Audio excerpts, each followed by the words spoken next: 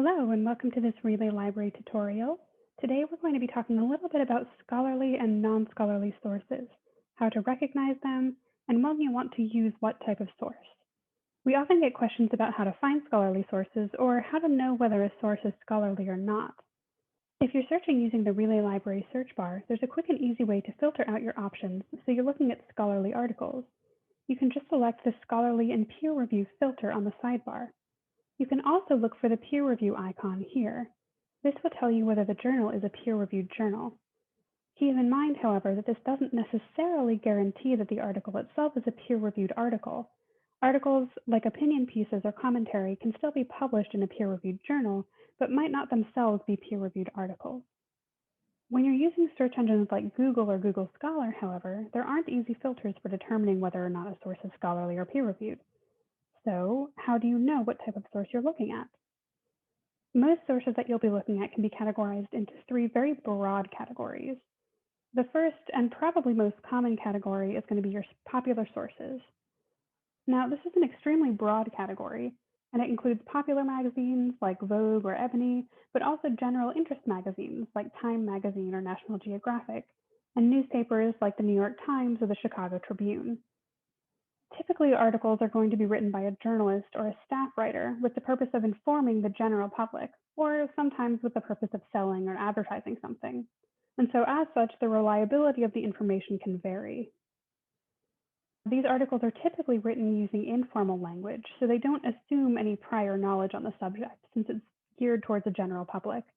And they don't include citations, though they might include quotes from an expert or a secondary source. They almost always feature photos or illustrations, and the topics usually include news stories, commentary, or special interest stories. They might report on the results of a research study, but don't typically count as a scholarly source in and of themselves. The next general category are practitioner sources, or trade publications. These include publications by organizations like NSTA or NCISS, and might include some popular educator websites or periodicals.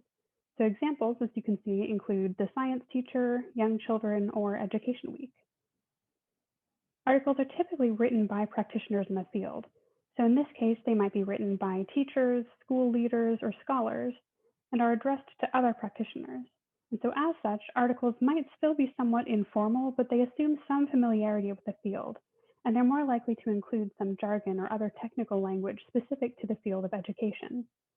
Articles might include some images or graphics, and may include a few citations, most likely at the end of the text, but probably not all that many.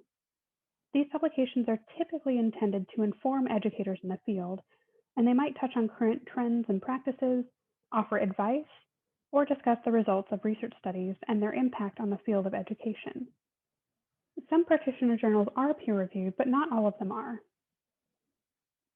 And then lastly, we have scholarly sources. So these include journals like the Journal of Research in Childhood Education, Research in the Teaching of English, or Research in Mathematics Education. More often than not, they do include terms like research or journal of research in something or other. So these articles are typically written by academics, scholars, and experts in the field, and are run through a peer review process where they're evaluated and selected by a review board of other scholars. Articles typically use very formal academic language, and they follow a fairly standard format with an abstract, introduction, methodology, results, discussion, and conclusion. Articles include many citations, both in text and end of text, and they'll include an extensive bibliography. They don't typically include pictures or graphics of any kind, except for graphs and charts that illustrate their research findings.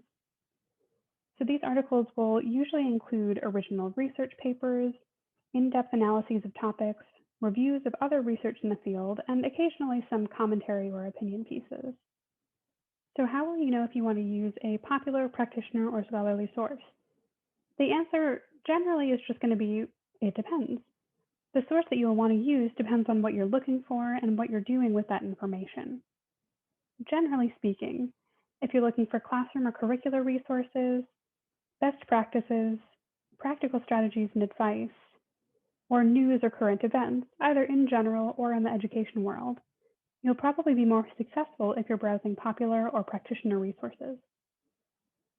If you're working on a research paper, a literature review, your data narrative, or anything that requires evidence-based research, you're probably going to have more luck looking through scholarly sources or maybe practitioner resources to find scholarly academic literature that will support your argument.